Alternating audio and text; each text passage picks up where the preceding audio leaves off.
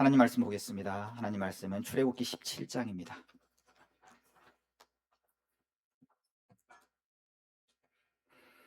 17장 8절부터 16절까지의 말씀.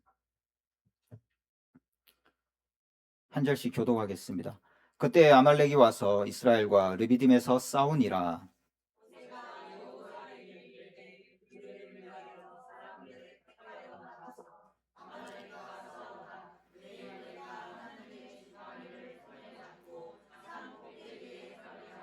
여호수아가 모세의 말대로 행하여 아말렉과 싸우고 모세와 아론과 훌은 산 꼭대기에 올라가서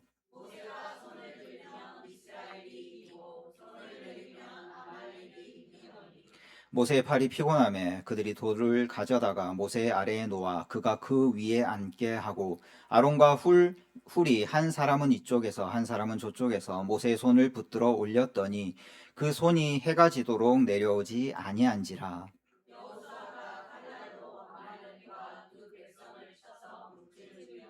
여호와께서 모세에게 이르시되 이것을 책에 기록하여 기념하게 하고 여호수아의 귀에 외어 들리라. 내가 아말렉을 없이하여 천하에서 기억도 못하게 하리라.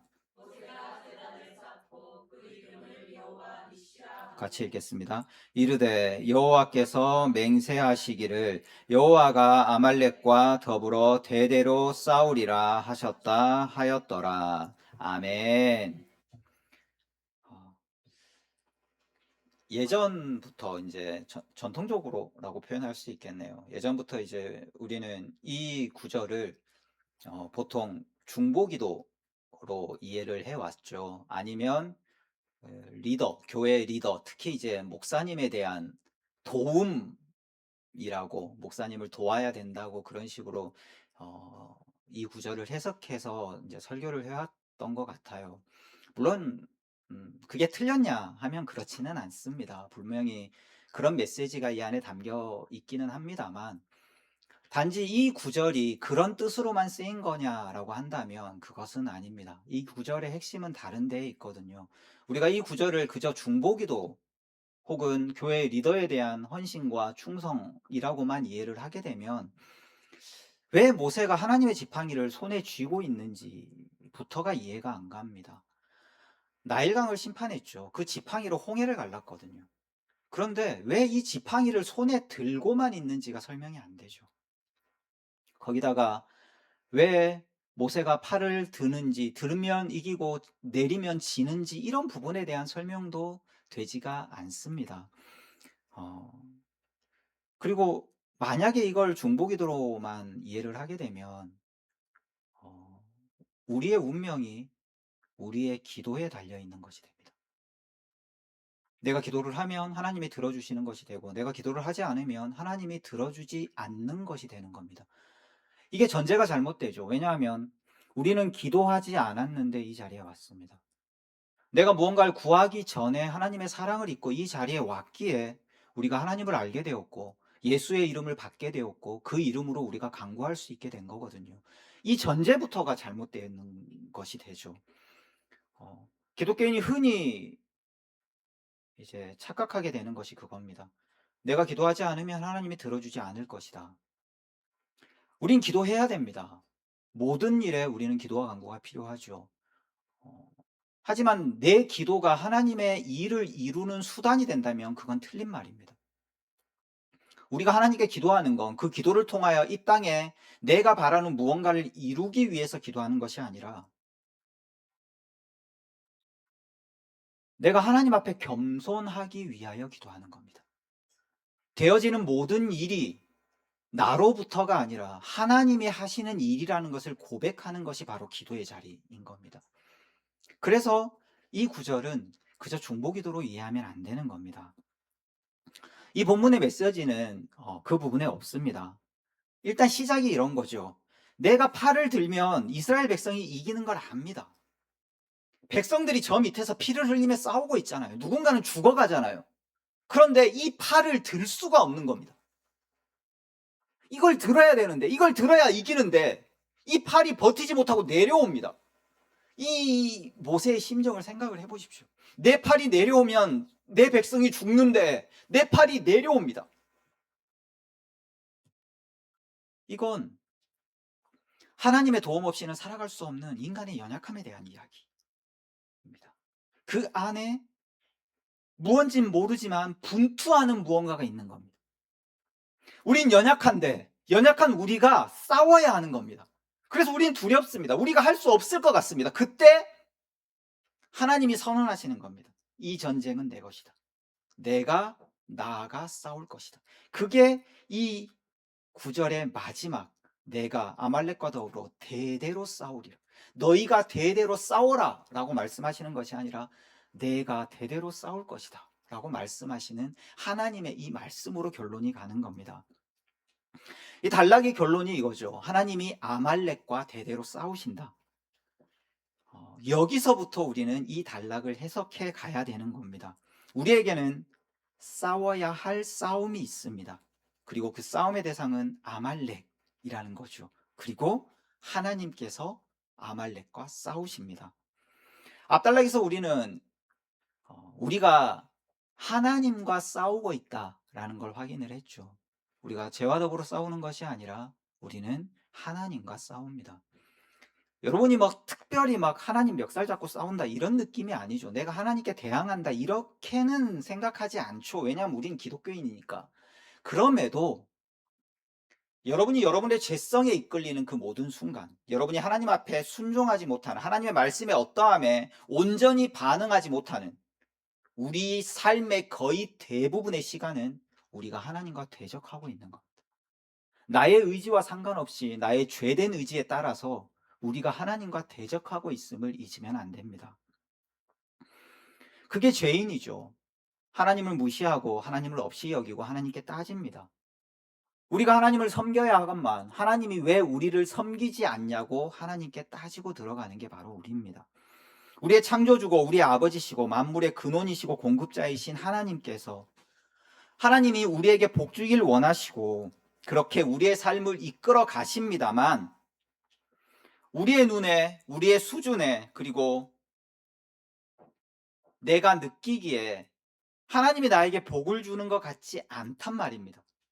그래서 우리는 불평하거나 힘들다고 하나님을 원망하거나 하나님을 대적하는 위치에 서게 되는 겁니다. 하지만 하나님은 우리의 싸움의 대상이 아니죠. 우리의 대적이 아닙니다. 하나님은 지난 시간 이 무리바 반석의 물 사건으로 하나님이 우리 편이신 걸 증거하셨습니다. 우리가 하나님께 대적할지라도, 우리가 하나님께 원망할지라도 하나님은 피고의 자리에 하나님이 죄인이라고, 내가 죄인이다라는 그 자리를 자처하시고 우리에게 져주시는 것으로 하나님이 우리의 편이신 것을 증거하십니다. 엄마가 자녀에게 지는 것으로 자녀를 사랑하고 자녀의 편인 걸 증거하는 것처럼 하나님이 우리에게 그렇게 하고 계십니다. 우리의 적은 아말렉. 이 아말렉이 구약에서 상징하는 것은 바로 죄거든요. 우리의 적은 죄입니다. 이 전쟁은 우리에게 맡겨졌고 우리가 해야 합니다만 또한 동시에 우리의 것이 아닙니다. 하나님이 대대로 싸우시며 반드시 승리하실 것이라고 말씀하십니다. 하지만 피 터지게 싸우고 우리 육신의 나약함을 경험하고 그리고 그걸 위해 우리 서로가 도와야 하는 것은 분명하죠. 그렇다면 이 전쟁을 무엇을 위해 우리가 해야 하냐? 하나님을 위해서인가? 그렇지 않습니다. 우리가 하나님을 위해서 죄와 더불어 싸운다고 생각한다면 그건 정말 잘못된 생각입니다. 하나님은 죄와 싸우실 이유가 없습니다. 여러분 명심하셔야 됩니다. 하나님은 죄와 싸울 이유가 단 하나도 없습니다. 하나님 앞에 죄는 존재할 수 없습니다. 하나님이 이 죄를 놓아두시고 하나님이 죄와 더불어 싸우시는 이유는 단 하나입니다. 바로 우리 때문입니다. 우리가 죄와 더불어 싸워야 하기 때문에 우리가 싸워야만 우리가 우리의 시간 속에서 그것들을 경험하고 익히고 반복하고 훈련해야만 알 수 있는 피조물이기 때문에 예수 그리스도의 승리에도 불구하고 이 땅에 죄는 남아있으며 우리는 죄와 더불어 싸우는 겁니다. 다만 뭐가 결정되어 있죠? 승리가 결정되어 있는 겁니다. 우리는 승리가 결정되어 있는 이 운명을 가지고 그 과정을 살아가는 겁니다. 예수께서 십자가에서 이 죄를 어떻게 이기셨는지, 예수께서 십자가에서 이 죽음을 어떻게 이기셨는지, 우리가 죽음과 같은 이 죄 가운데서 죄로 인하여 우리가 죽으면서, 그래서 바울이 뭐라 그래요? 나는 날마다 죽노라라고 말하는 겁니다. 왜? 그 죄가 나를 죽이는 것을 보거든요. 내 운명이 죄와 사망으로 가는 걸 보거든요. 그리스도의 은혜가 아니면 나의 어떤 선택도 하나님 앞에 생명을 만들어낼 수 없음을 알거든요. 그러니 나는 날마다 죽는 겁니다. 나는 날마다 죽는데 예수 그리스도의 부활이, 그 생명이 내 안에 다시 살아나 나를 세우는 것을 보는 겁니다. 그렇게 내가 매일매일 매 순간순간 그리스도의 장성한 분량으로 하나님의 형상을 향하여 우리가 자라가는 것을 보는 겁니다. 그게 하나님께서 죄를 우리에게 놓아두신 이유, 그리고 우리가 죄와 더불어 싸워야 되는 이유인 겁니다. 그럼에도 본문을 보면 하나님이 이 죄와 직접 싸우시는 것이 아니라 여호수아가 백성을 이끌고 이 전쟁을 수행을 하죠. 그것을 바라보며 모세는 팔을 들고 있고 쉬 버틸 수 없는 팔 때문에 아론과 훌이 옆에서 돕습니다. 그럼에도 하나님은 뭐라고 말씀하시냐면 하나님이 싸우셨다라고 말씀을 하십니다. 그리고 단지 싸우셨다가 아니라 내가 대대로 싸울 것이다 라고 말씀하시는 겁니다. 하나님의 전장이라고 하십니다. 우리에게 중요한 것은 하나님이 싸우시고 하나님이 이기셨다가 아니라, 우리가 이 구절에서, 이 본문에서, 이 성경에서 바라봐야 되는 것은 그 전쟁이 역사 속에서 어떻게 흘러가는가입니다. 그래서 성경을 좀 찾아봐야 됩니다. 민수기 14장입니다. 시작과 이유와 결과는 명확하죠. 우리가 오늘 본문에서 확인해야 하는 바는 과정입니다. 과정. 민수기 14장. 아말렉인과 가나안인이 너희 앞에 있으니 너희가 그 칼에 망하리라. 이게 어떤 장면이냐면요. 그 가나안으로 정탐꾼을 보내죠. 정탐꾼이 갔다가 돌아와서 여호수아와 갈렙만 빼놓고 10명의 정탐꾼들이 우리가 죽을 것이다라고 말을 합니다. 하나님이 우리를 죽이려고 이곳으로 데리고 왔냐라고 이야기를 하죠. 왜냐하면 그 땅에는 거인이 살고 있었거든요. 골리앗 아시죠? 그 골리앗 일족들이 살고 있었기 때문에 그 골리앗 일족들을 본 이스라엘 백성이 절망하죠. 그리고 우리가 죽을 것이다라고 이야기를 합니다. 그래서 하나님이 뭐라고 얘기하시냐면 너희가 이야기한 그대로 너희가 다 죽을 것이다. 너희는 이 광야 가운데 40년을 헤맬 것이고 너희의 자녀가 들어가게 될 것이다 라고 이야기를 하죠. 그 하나님의 말씀을 듣고 이스라엘 백성이 뭐라고 얘기하냐면 하나님 그러면 지금이라도 올라가겠습니다 합니다. 그러니까 가랄 땐 못 가겠다고, 가랄 때는 나 죽을 것 같다고, 하나님 나 죽이려고 여기를 데리고 왔냐고 라고 불평을 해놓고 하나님이 너희 그러면 너희 말대로 죽을 거야 라고 이야기를 하니까 그제서야 뭐라 그런다고요? 잘못했어요, 나 올라갈게요. 모세가 뭐라 그러냐면 지금 이겁니다. 너희가, 하나님이 너희와 함께하지 않으니 너희가 올라가면 반드시 질 것이다 라고 얘기하거든요. 그런데 뭐라고 얘기하냐면 우리가 하나님과 함께하여 올라가리라고 올라갑니다. 우리 같죠? 예, 우리 같습니다.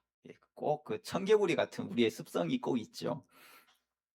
너희가 여호와를 배반하였으니 여호와께서 너희와 함께하지 아니하시리라. 그래서 아말렉인과 산간지대에 거주하는 가나안인이 내려와 그들을 무찌르고 호르마까지 이르렀더라. 이렇게 나오죠. 호르마에서부터 이렇게 나아갔으니까 이게 뭐가 되냐면 갔던 길을 후퇴하는 겁니다.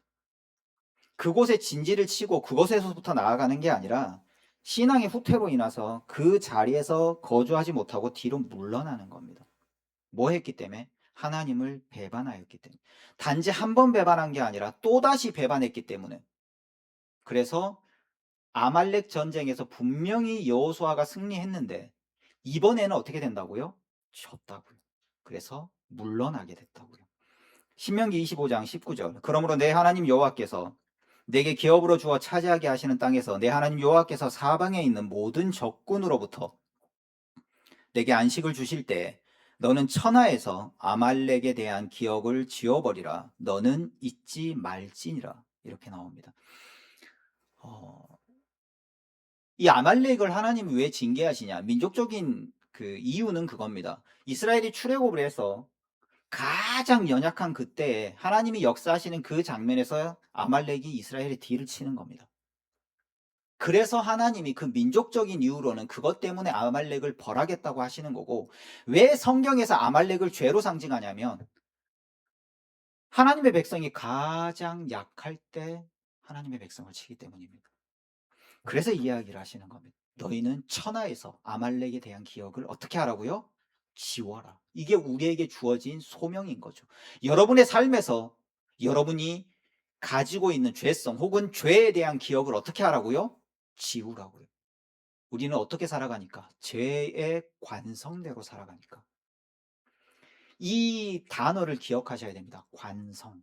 우리는 죄의 관성대로 살아갑니다. 여러분의 삶에서 무엇가 죄의 관성인지를 한번 곰곰이 생각을 해보셔야 됩니다.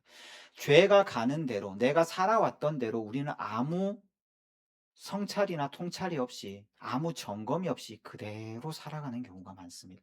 내가 성질을 냈으면 계속 성질을 내고 살아가고, 내가 말을 나쁘게 했으면 계속 나쁘게 하고 살아가고, 내가 돈에 연약하면 계속 돈에 연약한 채로 살아갑니다.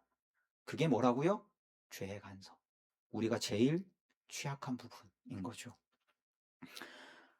이스라엘에게 주어진 그 소명이 사사기의 가나안에 들어간 이스라엘 백성에게 이어지고, 이스라엘 백성이 그 전쟁에 승리하냐면 그렇지 않습니다. 우리가 다 아는 대로 사사기에서는 무수한 실패가 반복이 되죠. 첫 장부터 실패합니다. 전쟁에 승리하지 못하고 하나님이 지워버리라고 한 가나안 민족들을 남겨두죠. 아말렉도 여전히 거기에 남습니다. 그래서 그 전쟁이 어디로 가냐면 사무엘상 15장입니다. 사무엘이 사울에게 이르되 여호와께서 나를 보내어 왕에게 기름을 부어 그의 백성 이스라엘 위에 왕으로 삼으셨은즉 이제 왕은 여호와의 말씀을 들으소서. 만군의 여호와께서 이같이 말씀하시기를 아말렉이 이스라엘에게 행한 일 곧 애굽에서 나올 때에 길에서 대적한 일로 내가 그들을 벌하노니 지금 가서 쳐서 아말렉을 쳐서 그들의 모든 소유를 남기지 말고 진멸하되 남녀와 소아와 젖먹는 아이와 우양과 낙타와 나귀를 죽이라 하셨나이다 하니 아말렉 사람의 왕 아각을 사로잡고 칼날로 그의 모든 백성을 진멸하였으되 사울과 백성이 아각과 그의 양과 소의 가장 좋은 것 또는 기름진 것과 어린 양과 모든 좋은 것을 남기고 진멸하기를 즐겨하지 아니하고 가치 없고 하찮은 것은 진멸하리라. 진멸하기를 즐겨하지 아니하고 거기에 가로치고 뭐라고 써야 되냐면 자기의 눈에 라고 써야 됩니다. 자기의 눈에 가치 없고 하찮은 것은 진멸하고 자기의 눈에 귀하고 좋은 것은 어떻게 했다고요? 남겨뒀다고요. 여기에 이 아각이라고 나오는 그 왕의 이름이 있는데 이 아각이라는 말은 단지 왕 한 사람을 남겼다가 아니라 왕을 남겼으니 당연히 뭘 남겼을까요? 왕족도 남겼죠. 어, 사울이 하나님이 그 이스라엘에게 주신 소명에 따라 사울은 이제 이스라엘의 대표가 되었으니까 그 소명을 받아서 그 소명을 완수할 책임을 부여받은 겁니다. 그래서 사울이 아말렉과 싸웁니다. 그런데 어떻게 하죠? 그 전쟁, 자기의 전쟁인 것 같으나 자기의 전쟁이 아니고 하나님의 전쟁입니다. 하나님이 하라 그러면 하고 하지 말라 그러면 하지 말면 됩니다. 이게 하나님의 전쟁이라는 증거거든요. 그런데 어떻게 한다고요? 자기에겐 소관이 없는데 자기의 눈에 좋은 대로 그걸 남긴다고요. 하나님의 명령에 불순종한다고요. 그 결과 사무엘상 31장에 가면 이게 어떻게 나오냐면 사울이 누구의 손에 죽냐면 아말렉 청년의 손에 죽습니다.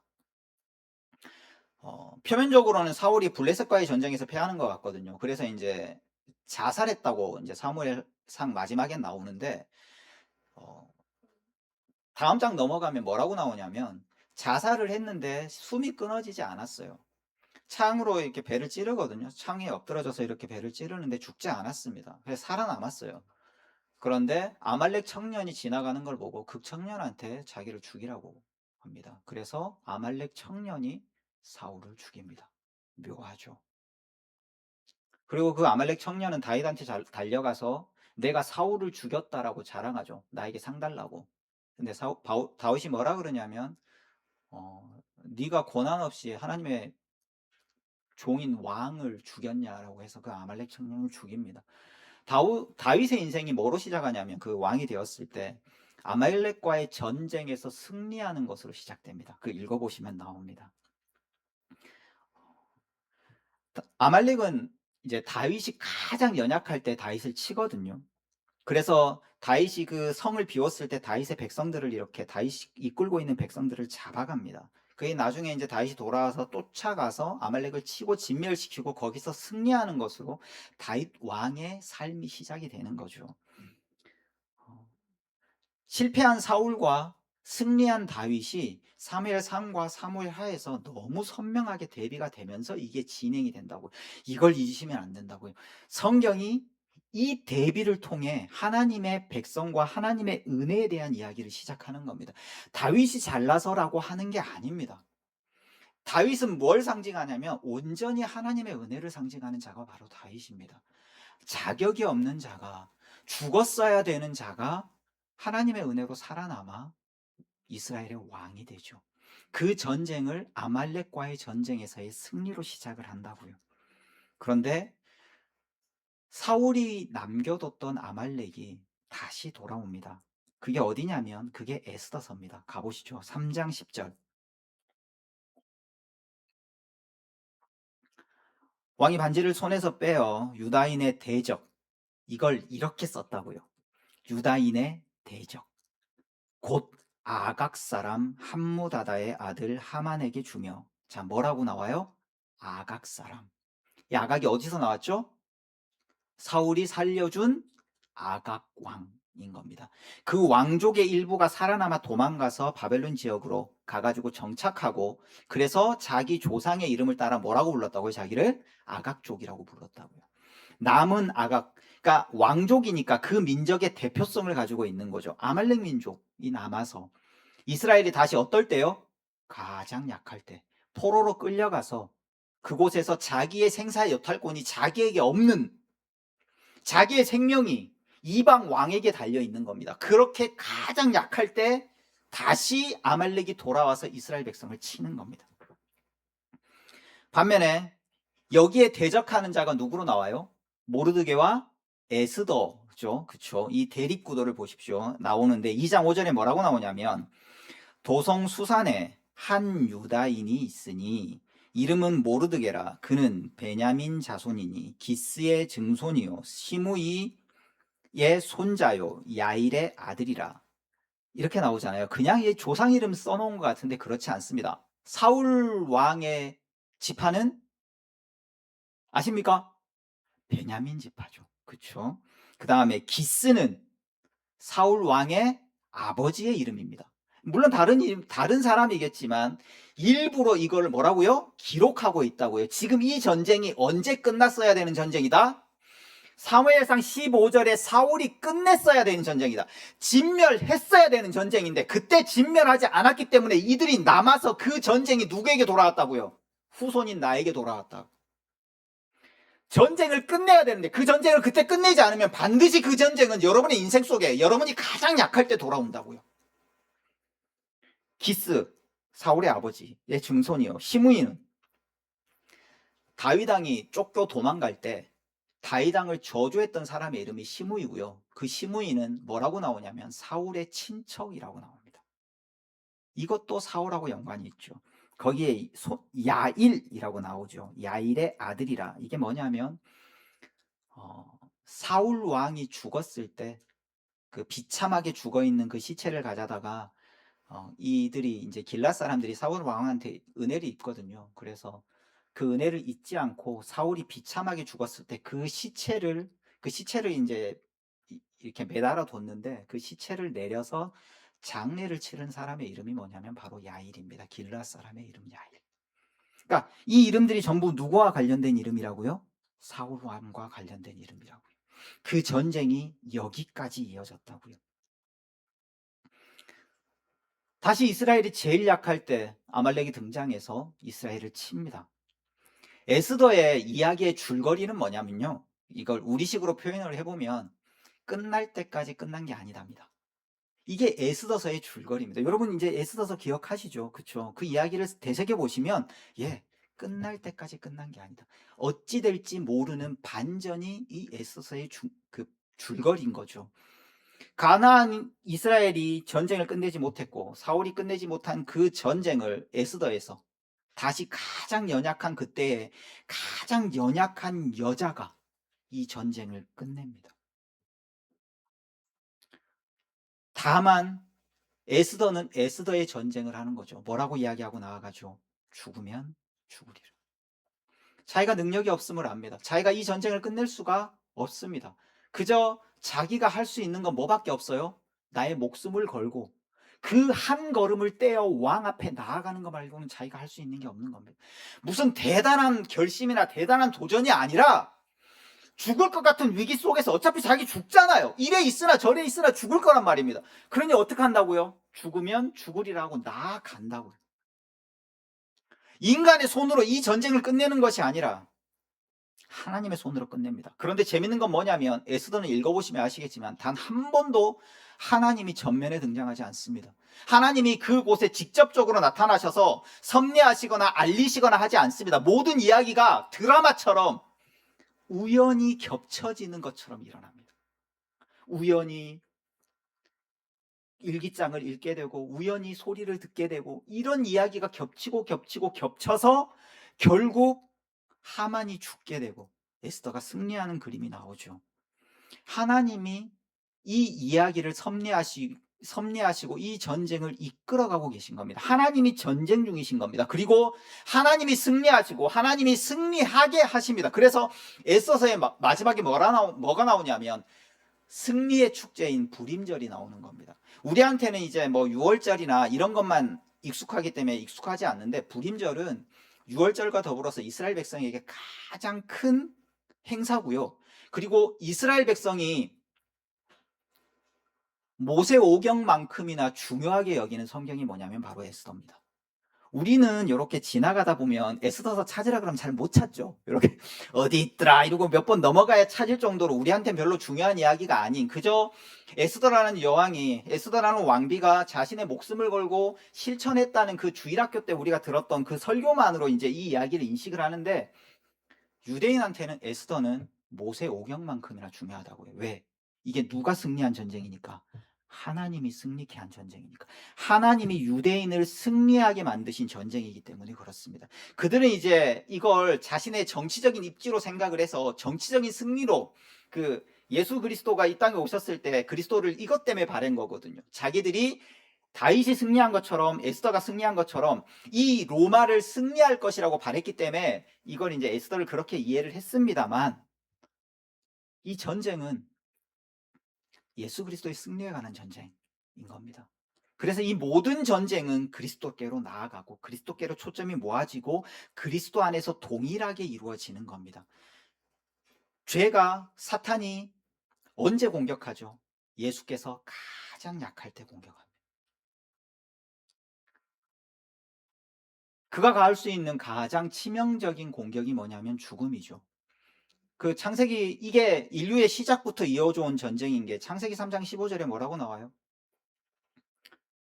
뱀의 후손이 뱀이 여자의 후손의 발 뒤꿈치를 어떻게 한다고요? 문다고요. 그렇죠.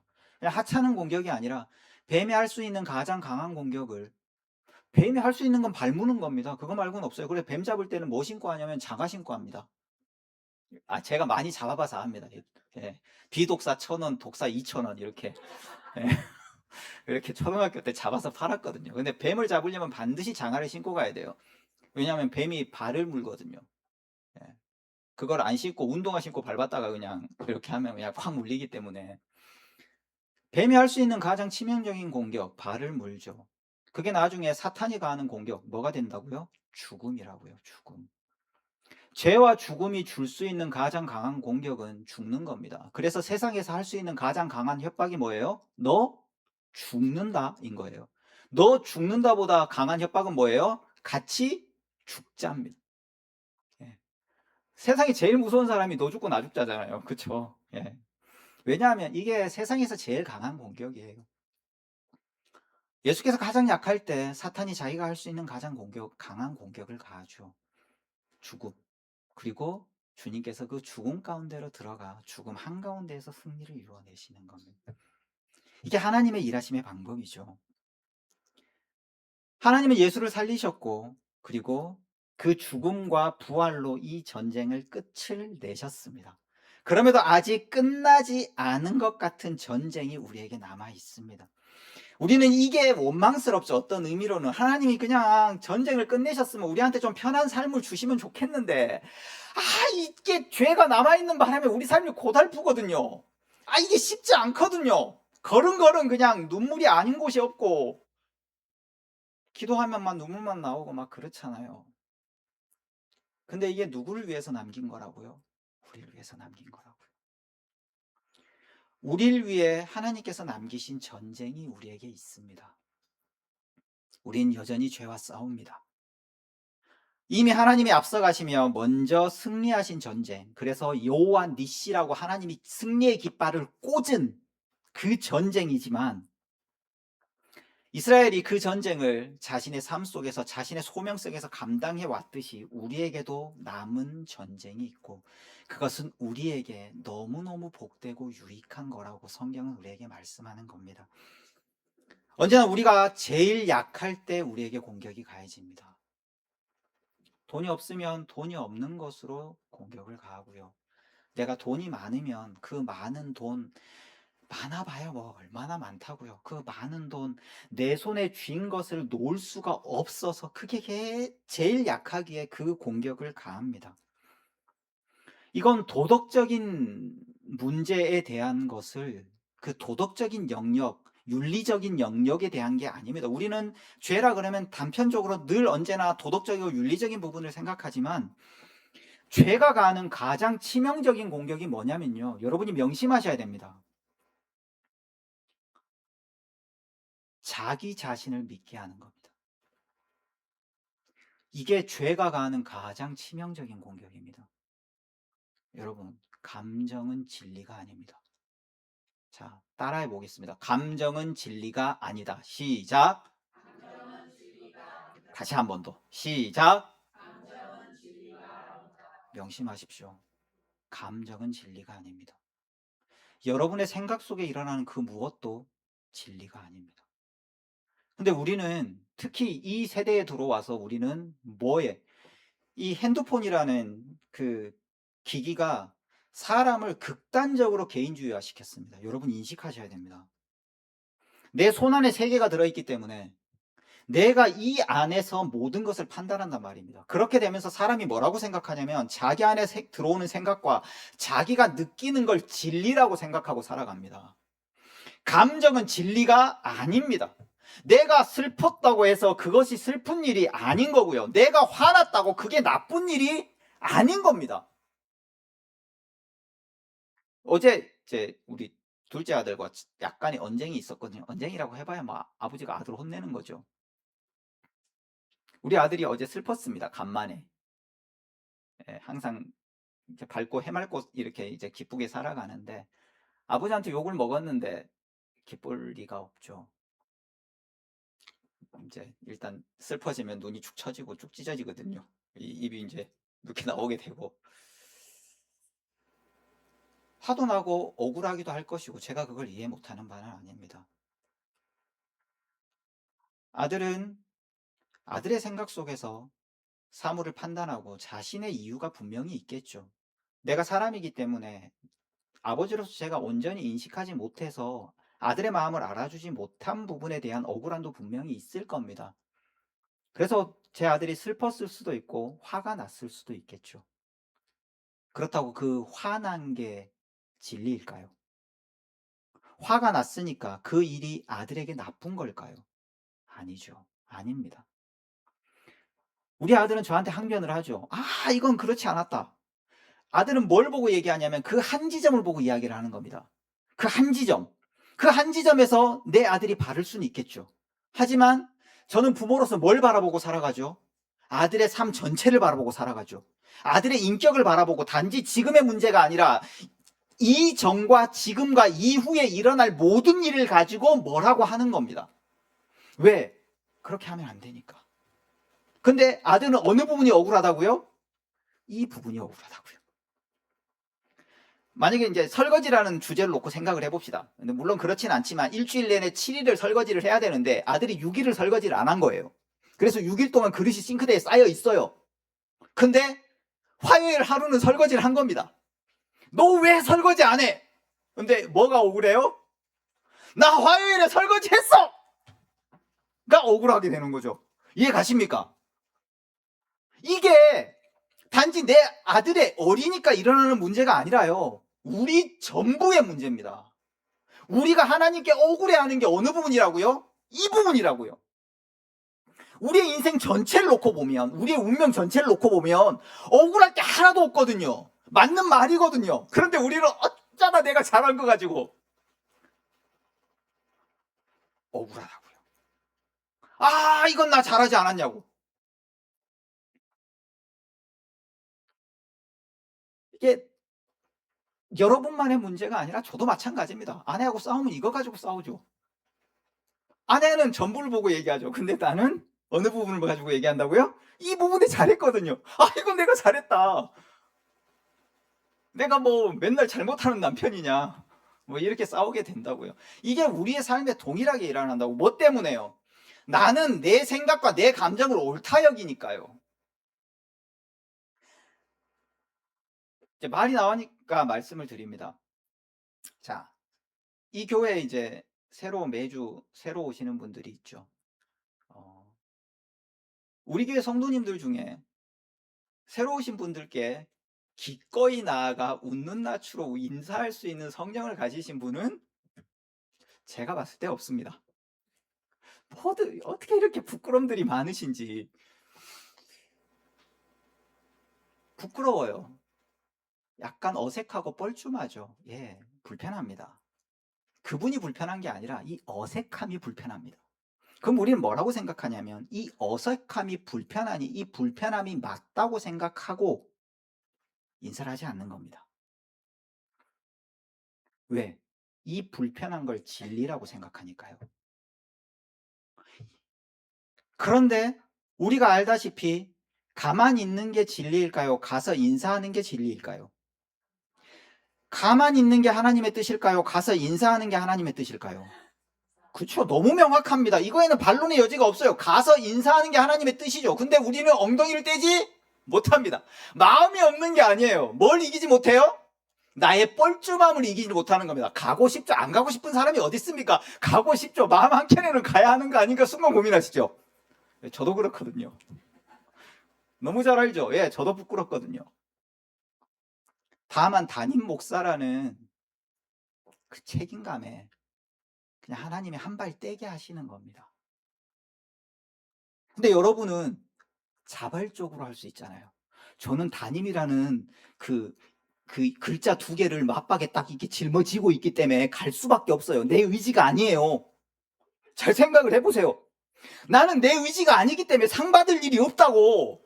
그거 가서 인사한다고 하나님이 아이고 기태야 잘했다 할 일이 없다고요. 왜? 여기다가 담임이라고 두 개를 박아놨으니까 간다고. 근데 여러분은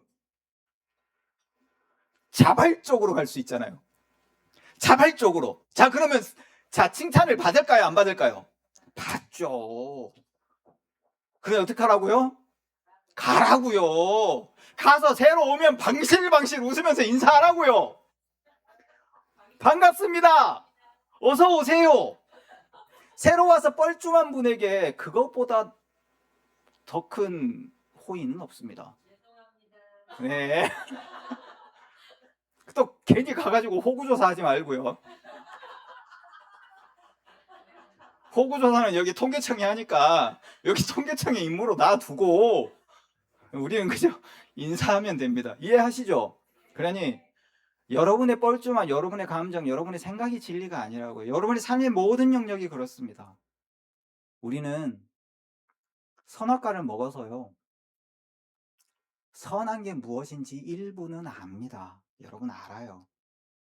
선악과를 먹은 부작용이기도 하지만 선악과를 먹은 나름 좋은 작용이라고 한다면 우리 안에도 선의 기준이 있기 때문에 압니다. 온전히 다 알지 못해도 알아요. 진리를 아시면 진리대로 살아가시는 여러분 되시기 바랍니다. 그렇지 않으면 우리는 하나님을 적대하게 되고요. 하나님과 대적하는 위치에 서게 되는 겁니다. 궁핍하면 궁핍해서, 무서우면 무서워서 나아가지 못합니다. 풍족하면 손에 놓지 못합니다. 그게 우리입니다. 우리의 감정과 우리의 생각을 기준으로 잡으면 우리는 죄에 질 수밖에 없습니다. 하나님과 싸우면 안 되는데 하나님과 싸우는 자리에 서게 되면 그 전쟁은 반드시 패합니다. 우리 스스로의 힘으로도 죄를 이기지 못하는데 하나님과 대적하는 자리에 서게 되면 적이 하나님이 되잖아요. 이거 어떻게 이길 겁니까? 하나님의 편에 서면 이 전쟁은 우리의 소관이 아닌 게 되는 겁니다. 하나님이 이끌어 가시는 전쟁이고 하나님이 승리하시는 전쟁이 되는 겁니다. 그저 우리는 뭐 하면 돼요? 에서처럼 죽으면 죽으리라 하면 되는 거고요. 내가 지면 하나님이 이기실 것이다 하면 되는 거고, 이 전쟁에서 혹시라도 내가 연약한 부분이 하나님께 필요하다면 나는 연약한 역할을 감당하는 겁니다. 세상이 부끄러워야 될까요? 내가 부끄러워야 될까요? 누군가가 부끄러움을 당해야 한다면 하나님의 이름을 가지고 있는 우리가 부끄러움을 당해야 됩니다. 세상이 힘들어야 될까요? 내가 힘들어야 될까요? 당연히 그리스도의 이름을 가지고 있는 우리가 힘들어야죠. 힘들어야 한다면, 그러니까 뭐 고난을 당해야 된다는 뜻이 아니라요. 그런 생각의 여유와 담대함이 있어야 된다고요. 누군가 힘들어야 한다면, 그래, 차라리 하나님이 없는 내가 힘든 게, 하나님이 있는 내가 힘든 게 낫다. 나한테는 하나님이라도 계시지. 저들에게는 하나님이 없다. 저들에겐 손에 쥔 것밖에 없다. 그러니 차라리 내가 낫다. 너무 힘든 일인가 합니다. 여러분의 마음을 몰라서 이런 말씀 드리는 게 아닙니다. 그 힘듦 속에서 흘리는 눈물이 얼마나 아픈지도 충분히 이해가 갑니다. 그럼에도 우리에겐 하나님이 계십니다. 하나님이 우리의 편에 서 계시고, 하나님이 죄와 더불어 싸우시고, 하나님이 우리를 하나님의 백성으로 빚어 가십니다. 우리가 전쟁을 끝내지 못하면 그 전쟁 다시 끝내라고 가지고 오십니다. 그리고 다시 힘을 주시고요, 여러분이 나아갈 수 있게 하십니다. 그러니 우리는 하나님과 함께 싸워야 합니다. 그러한 사람은 이미 승리가 예정되어 있습니다. 그러니 여러분에게 허락된 그 승리의 길을, 그리스도의 향기를 날리면서 그 승전보를, 그 승리의 문을 한 발 한 발 정말 거룩함과 명예와 영광으로 걸어가시는 여러분이 되시기를 간절한 마음으로 축복합니다. 기도하겠습니다. 주의 승리가 우리의 승리입니다. 아버지, 우리가 아버지와 싸우기를 원치 않습니다. 우리로 죄와 싸우게 하여 주옵소서. 언제나 죄는 우리의 가장 연약한 때에 찾아와 싸우지만 아버지께서 함께 하시기에 우리가 그 연약함을 이겨낼 수 있을 줄 믿습니다. 주여, 죽으면 죽으리라는 담대함 속에 죄와 더불어 싸우며 나아가는 주의 백성들 되게 하여 주옵소서.